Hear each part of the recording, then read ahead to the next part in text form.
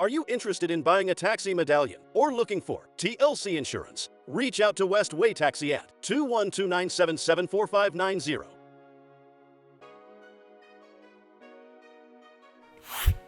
Black Car News editor and publisher Neil Weiss focuses his editorial on congestion pricing in New York City, which officially started on Sunday, January 5th. Neil writes, "Although it's still way too early to tell, the data seems to show that congestion pricing is working as intended."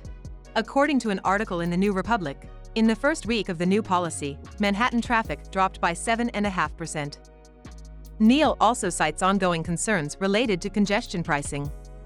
The Wall Street Journal reported similar numbers, but not all the news was good. Traffic got worse on some roads, the Wall Street Journal said. Traveling westbound on 23rd Street during the afternoon rush was 15% slower than last year, and westbound traffic on 42nd Street was 17% slower as well. Neil concludes his article, writing, "I'm very curious to hear what impact congestion pricing actually has on the incomes of the city's black car, livery, taxi, and app hail drivers. Please don't hesitate to email me your thoughts and experiences directly at neil@blackcarnews.com. And stay safe out there." In his monthly column, Ira Goldstein, executive director of the Black Car Fund, shares his industry insights and thoughts on several topics, including New York City congestion pricing. Ira writes, "It came down to the wire, but after Judge Leo Gordon rejected New Jersey's push to stop congestion pricing from going into effect, the plan officially went into effect. New York became the first city in the United States to establish a congestion pricing system. Reducing congestion, however, is just one of the goals of the congestion pricing plan. The other question that will be asked soon is how much money the program is actually raising for the MTA. For now, we don't know, as the MTA has not yet calculated or released any information regarding the revenue generated by the program." Ira also discusses a New York City TLC public hearing that was held on February 5th related to Uber and Lyft minimum driver pay rules, and mentions ongoing work at JFK that might be disadvantageous to the black car sector. Moving on to some news from the Taxi and Limousine Commission. A public hearing is scheduled for February 5th at 10 a.m. on proposed rule changes that would increase the minimum per mile pay for high volume for hire vehicles and change the way that utilization rates are calculated and applied when determining the minimum pay rates. This is an issue we are monitoring closely, particularly since there is always a fairness issue in the Port Authority of New York and New Jersey's decisions of who to continue allowing pickups at the curb. Remember, yellow taxis and private vehicles were allowed to pick up at the curb for almost all of 2024, while for hire vehicles and black cars were pushed away. Ira concludes his column.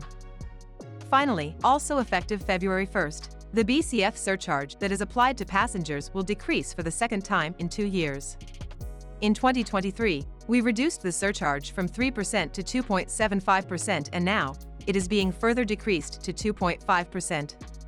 Overall, this reduction will save passengers money, while we continue to expand the benefits and programs that we offer our covered drivers. Remember, if you're a New York City TLC licensed driver, please make sure to sign up for your Black Car Fund driver benefits. In Commissioner's Corner, New York City Taxi and Limousine Commission Chair David Daus shares valuable insights into the industry.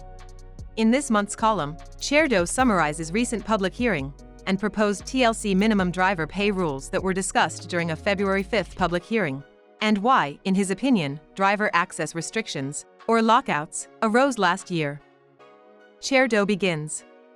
"In January, we held public hearings introducing several rule proposals, including streamlining the Taxi Improvement Fund and the implementation of in-vehicle advertising. These were round 2 public hearings, meaning we were reintroducing rules after revisions based on public comment. I have said it many times. We take public comments seriously, and when rules are finally put to a vote, they typically include adjustments based on public input." Chair Daus then transitions his piece into sharing his opinion about why driver access restrictions, or lockouts, arose in New York City last year. A quick refresher on how we got here. In 2018, TLC commissioned an independent study that found that 85% of rideshare drivers were earning below minimum wage. This was unacceptable, and the following year we adopted our first-in-the-nation pay rules, which required the rideshare companies to pay drivers the equivalent of a minimum wage based on a formula that can be adjusted for increased costs and inflation. The formula also required the companies to pay drivers for time between trips, a caveat that would theoretically encourage them to manage their driver pools well and keep them busy. The formula was working until last June, when Uber and Lyft, infamous for oversaturating markets with drivers, realized that they had onboarded too many. But instead of paying the drivers between trips, they decided to lock them out of the app, using a loophole to circumvent the rules. They said they were doing this due to TLC regulations, which wasn't true. No such regulation exists. They did it because they didn't want to pay everyone.